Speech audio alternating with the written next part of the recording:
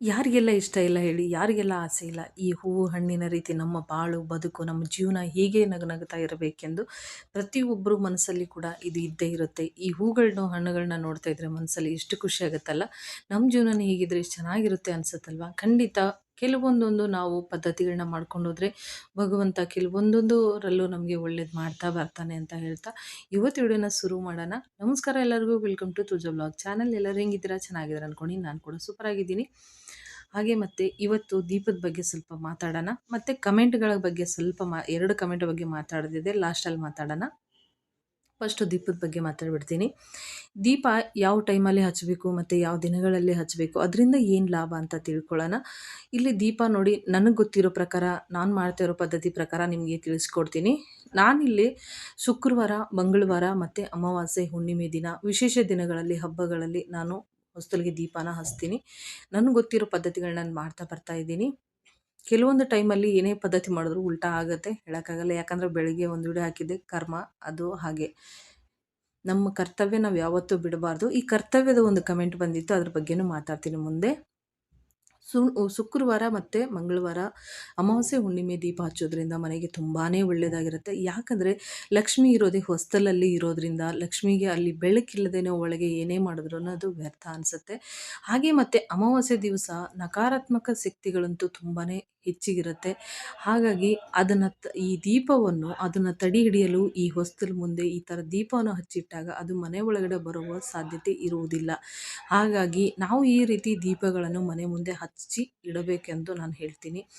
ಯಾಕಂದರೆ ಇದು ಹಿಂದಕ್ಕಿನಿಂದ ಬಂದಿರುವಂಥ ಪದ್ಧತಿ. ದೊಡ್ಡವರೆಲ್ಲ ಹೇಳ್ತಾ ಇರ್ತಾರೆ, ನೀವು ಕೆಲವೊಂದು ಕಡೆ ಕೇಳ್ಬೋದು. ಈ ದೀಪಕ್ಕೆ ಬೇಕಾಗಿರೋ ಎಣ್ಣೆ ನೋಡಿ, ಇದು ಒಂದು. ಆಮೇಲೆ ಎಳ್ಳೆಣ್ಣೆ ಅಂತ ಬರುತ್ತೆ ಅದು, ಮತ್ತು ತುಪ್ಪ ಅಂತೂ ತುಂಬ ಕಷ್ಟ ದೀಪ ಹಚ್ಚಕ್ಕೆ ನಮಗೆ. ಈ 2 ಎಣ್ಣೆ ನಾವು ಕೊಂಡ್ಕೊಂಡು ಹಚ್ಬೋದು. ಅಂದರೆ ನಾವು ಪ್ರತಿದಿನ ದೀಪಕ್ಕೆ ಹಾಕೋ ಎಣ್ಣೆನ ಹಾಕ್ತಾ ಇರ್ತೀವಿ. ಅಮಾವಾಸ್ಯೆ, ಹುಣ್ಣಿಮೆ, ಶುಕ್ರವಾರ, ಮಂಗಳವಾರಕ್ಕೆ ಈ ಎಣ್ಣೆನ ನಾವು ಬಳಸ್ಬೋದು. ಯಾಕಂದರೆ ಸ್ವಲ್ಪ ರೇಟ್ ಜಾಸ್ತಿ ಇರೋದ್ರಿಂದ ನಮ್ಮಂಥ ಕೂಲಿ ಮಾಡಿ ಬದುಕಿ ತಿನ್ನೋರಿಗೆ ಸ್ವಲ್ಪ ಕಷ್ಟ ಆಗುತ್ತೆ. ಆದರೆ ಒಂದು ಸತಿ ತೊಗೊಂಬಂದು ನಾವು ಸುಮಾರು ದಿನಗಳು ಅದನ್ನು ಬಳಸ್ಕೋಬೋದು. ಹೇಳಿದ್ನಲ್ಲ, ಅಮಾವಾಸ್ಯೆ, ಹುಣ್ಣಿಮೆ ಟೈಮಲ್ಲಿ ಆ ಎಣ್ಣೆಗಳನ್ನ ಬಳಸ್ಕೋಬೋದು. ತುಂಬಾ ಒಳ್ಳೆಯದು.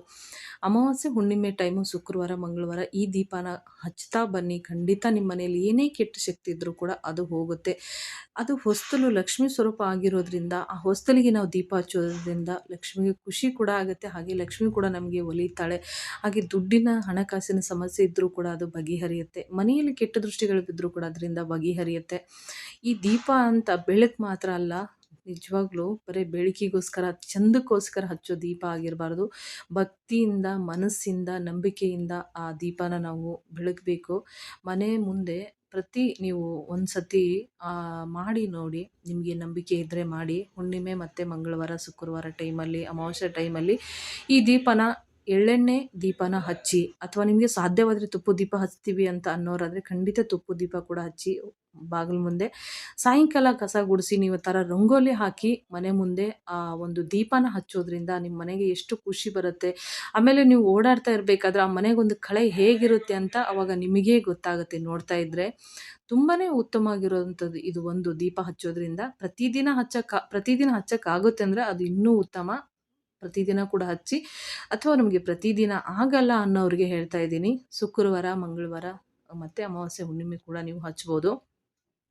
ಇದರಿಂದ ಆಗುವ ಪ್ರಯೋಜನಗಳು ಏನಂದರೆ, ನಾನು ಹೇಳ್ದಂಗೆ ಹಣಕಾಸಿನ ತೊಂದರೆ ಕೂಡ ಕಡಿಮೆ ಆಗುತ್ತೆ. ಮನೆಯಲ್ಲಿರೋ ಕಿರಿಕಿರಿ ಕಡಿಮೆ ಆಗುತ್ತೆ. ಕೆಲಸ ಕಾರ್ಯಗಳಲ್ಲಿ ಯಾವುದೇ ಅಡೆತಡೆ ಇದ್ದರೂ ಕೂಡ ಅದನ್ನು ಕಡಿಮೆ ಮಾಡುತ್ತೆ. ಯಾಕೆ ಕಡಿಮೆ ಆಗುತ್ತೆ ಅಂದರೆ, ನೆಗೆಟಿವ್ ಅನ್ನೋದು ನಮ್ಮ ಹತ್ರ ಇದ್ದಾಗ ಇದು ಯಾವುದೂ ನಮ್ಗೆ ಮಾಡೋಕ್ಕೆ ಸಾಧ್ಯ ಆಗಲ್ಲ. ಈ ದೀಪನ ಹಚ್ಚಿ ಭಕ್ತಿಯಿಂದ ಅದಕ್ಕೆ ಒಂದು ಕೈ ಮುಕ್ಕೊಂಡು ನಮ್ಮ ಕೆಲಸಗಳನ್ನ ಶುರು ಮಾಡಿದಾಗ ಖಂಡಿತ ಆ ಕೆಲಸಗಳನ್ನು ಆಗುತ್ತೆ ಅಂತ ನಮ್ಮ ನಂಬಿಕೆ. ಆಯಿತಾ? ನಿಮಗೆ ಈ ದೀಪ ಹಚ್ಚಿದ್ರೆ ಎಷ್ಟು ಲಕ್ಷಣವಾಗಿ ಕಾಣಿಸ್ತಾ ಇದೆ ಅಂತ ನೀವೇನು ನೋಡ್ತಾ ಇದ್ದೀರಾ? ಇದನ್ನು ಯಾರಿಗೆ ಖುಷಿ ಆಗಲ್ಲ ಹೇಳಿ?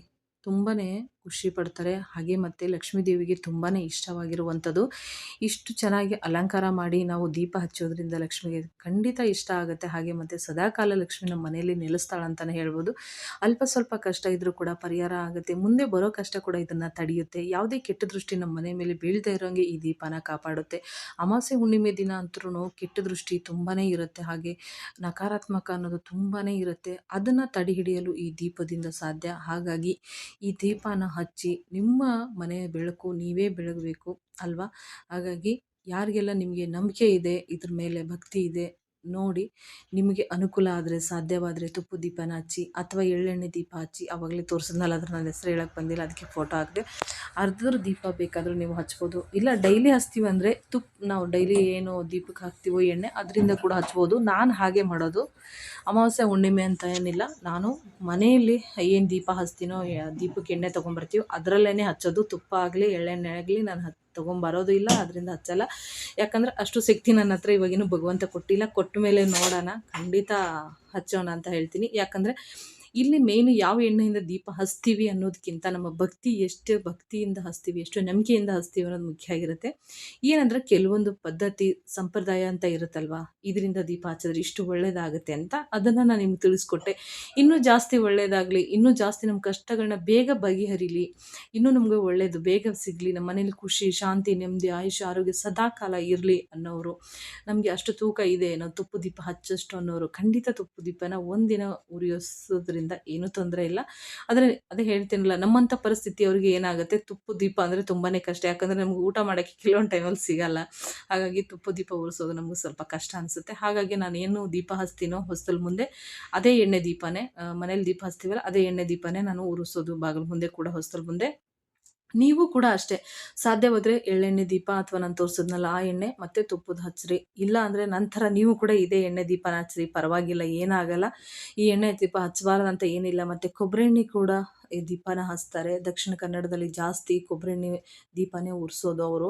ಹಾಗಾಗಿ ನಿಮಗೂ ಅನುಕೂಲ ಆದರೆ ನೀವು ಕೂಡ ಕೊಬ್ಬರಿ ಎಣ್ಣೆ ದೀಪನ ಹಚ್ಚಿ. ನಿಮಗೆ ಯಾವುದು ಒಳ್ಳೇದು ಅನಿಸುತ್ತೋ, ನಿಮಗೆ ಯಾವುದು ಸರಿ ಬರುತ್ತೋ ಅದನ್ನು ಮಾಡಿ. ಯಾಕಂದರೆ ಇವಾಗ ನಾನು ಹೇಳಿದೆ ಅಂತ ನೀವು ತುಪ್ಪದ ದೀಪನೇ ತರಬೇಕಂತ ಏನಿಲ್ಲ. ಯಾಕಂದರೆ ಇವಾಗ ನಾವು ದುಡ್ಡು ತಿನ್ನಬೇಕಾದ್ರೆ ಆ ತುಪ್ಪದ ದೀಪನೇ ಹಚ್ಚು ಅಂತ ಹೇಳಿದ್ರು ಅಂತ ಹೇಳಿ ಸಾಲ ಮಾಡಿಕೊಂಡು ತುಪ್ಪದ ದೀಪ ಹಚ್ಚೋದಲ್ಲ. ಹಾಗಾಗಿ ನಮ್ಮಲ್ಲಿ ಏನಿರುತ್ತೋ ನಾವು ಅದರಲ್ಲೇ ಜೀವನ ಮಾಡಬೇಕು. ನಮ್ಮಲ್ಲಿ ಏನಿರುತ್ತೋ ನಮ್ಮ ಭಕ್ತಿಯಿಂದ ನಾವು ಅದರಲ್ಲೇ ದೀಪ ಹಚ್ಚಿ ಭಗವಂತನ ಹತ್ರ ಕೇಳಿಕೊಂಡ್ರೆ ಯಾವುದೂ ಇಲ್ಲಿ ತಪ್ಪಾಗೋದಿಲ್ಲ. ಯಾಕಂದರೆ ನನಗೆ ಕೊಟ್ಟಿರೋ ಶಕ್ತಿ ಎಷ್ಟು ಕೊಟ್ಟಿದೆಯೋ ಭಗವಂತ, ನಾನು ಅದರಿಂದನೇ ನಿನಗೆ ದೀಪ ಹಚ್ಚಿ ಕೈ ಮುಗಿತೀನಿ. ಇನ್ನೂ ಹೆಚ್ಚಿನ ದೀಪ ಹಚ್ಚೋ ಹಾಗೆ ನನಗೆ ಆಶೀರ್ವಾದ ಮಾಡು. ಖಂಡಿತ ನಾನು ಮುಂದಿನ ದಿನಗಳಲ್ಲಿ ತುಪ್ಪದ ದೀಪ ಹಚ್ಚುವಂಥ ಶಕ್ತಿ ಕೊಡು, ನಾನು ಹಚ್ತೀನಿ ಅಂತ ಕೇಳಿಕೊಂಡು ದೀಪನ ಹಚ್ಚೋದ್ರಿಂದ ಯಾವುದೂ ತಪ್ಪಿಲ್ಲ. ಹಾಗಾಗಿ ಯಾಕಂದರೆ ನನ್ನ ಮನೇಲಿ ನಾನು ಏನು ಪದ್ಧತಿ ಮಾಡ್ತೀನೋ ಕೆಲವೊಂದು ನನಗೆ ಅದರಿಂದ ಏನು ಒಳ್ಳೆಯದಾಗುತ್ತೆ ಅದನ್ನು ನಿಮಗೆ ತಿಳಿಸ್ತಾ ಬರ್ತೀನಿ. ನಿಮಗೆ ಅನುಕೂಲ ಆದರೆ, ನಿಮ್ಗೆ ಇಷ್ಟ ಆದರೆ ಖಂಡಿತ ನೀವು ಕೂಡ ಒಮ್ಮೆ ಪ್ರಯತ್ನ ಮಾಡಿ. ಅಥವಾ ಇಷ್ಟ ಆಗಿಲ್ಲ ಅಂದರೆ, ನಿಮಗೆ ನಂಬಿಕೆ ಇಲ್ಲ ಅಂದರೆ ಖಂಡಿತ ಬೇಡ. ಒತ್ತಾಯ ಅಂತ ಏನೂ ಇಲ್ಲ. ಅಂದರೆ ನನ್ನ ಅಭಿಪ್ರಾಯಗಳನ್ನು, ನನ್ನ ಅನಿಸಿಕೆಯನ್ನು, ನನ್ನ ಜೀವನದಲ್ಲಿ ನನಗೇನು ಒಳ್ಳೇದು ಅನ್ನಿಸ್ತಾ ಇದೆ, ಏನೇನು ಮಾಡಿದ್ರೆ ಒಳ್ಳೆಯದಾಗುತ್ತೆ ಅನ್ನೋದು ಒಂದು ಇದರಿಂದ ನಿಮಗೆ ತಿಳಿಸಿದ್ದೀನಿ. ಹಾಗೆ ಒಬ್ಬರು ಕಮೆಂಟ್ನ ಹಾಕಿದರು, ದೇವ್ರ ಮೇಲೆ ಭಾರ ಹಾಕ್ಕೊಂಡು ಕೂತ್ಕೊಳ್ಳೋದಲ್ಲ, ನಮ್ಮ ಪ್ರಯತ್ನವೂ ಇರಬೇಕಂತ. ಖಂಡಿತ ಸತ್ಯವಾದ ಮಾತು. ನಿಮ್ಮ ಪ್ರಯತ್ನ ಕೂಡ ಕೆಲಸದಾಗಲಿ ಇನ್ನೊಂದಾಗಲಿ, ನಿಮ್ಮ ಪ್ರಯತ್ನ ನೀವು ಮಾಡ್ತಾ ಇರಿ. ಭಗವಂತನಿಗೆ ಏನು ಬಿಡಬೇಕೋ ಬಿಡಿ, ಪೂಜೆ ಮಾಡಿ ಅವನೇನು ಫಲ ಕೊಡಬೇಕು ಕೊಡಪ್ಪ ಅಂತ ಹೇಳಿ ಕೈ ಬಿಟ್ಟು ನಿಮ್ಮ ಕೆಲಸನ ನೀವು ಮಾಡ್ತಾ ಬನ್ನಿ. ಖಂಡಿತ ನಿಮ್ಮ ಜೀವನದಲ್ಲಿ ಕೂಡ ಒಳ್ಳೆಯದಾಗುತ್ತೆ. ಇನ್ನೊಂದು ಕಮೆಂಟ್ ಬಗ್ಗೆ ಮಾತಾಡಬೇಕಾಗಿತ್ತು, ಆದರೆ ಏನು ಮಾಡಿದ್ರೆ ವಿಡಿಯೋ ಲೆಂತಿ ಆಗುತ್ತೆ, ಬೇಡ. ಇನ್ನೊಂದು ವಿಡಿಯೋದಲ್ಲಿ ಖಂಡಿತ ಅದನ್ನು ತಿಳಿಸ್ಬೇಕು. ತಿಳಿಸುವಂಥದ್ದೇ ಕಮೆಂಟ್ ಇದೆ, ಖಂಡಿತ ತಿಳಿಸ್ತೀನಿ. ಎಲ್ಲರಿಗೂ ನಮಸ್ಕಾರ.